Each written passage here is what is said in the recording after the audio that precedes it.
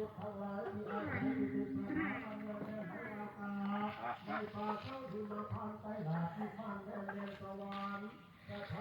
ยวไปโน่นไปโน่น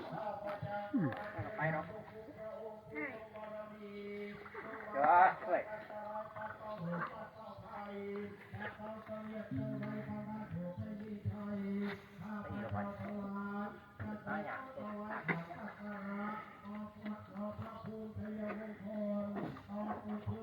ไก่ดอกมันขุ่นเนาะมันขุ่นนี่มันบ่แค่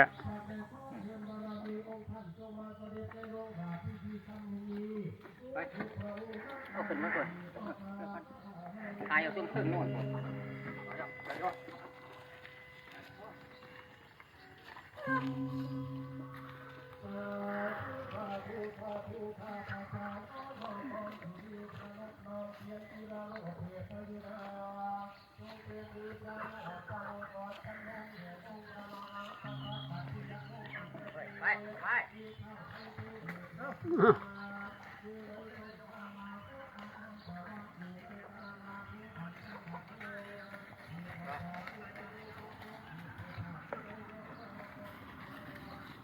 ไป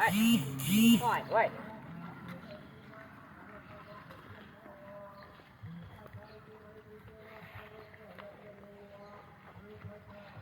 ไปเจ้าบ้าง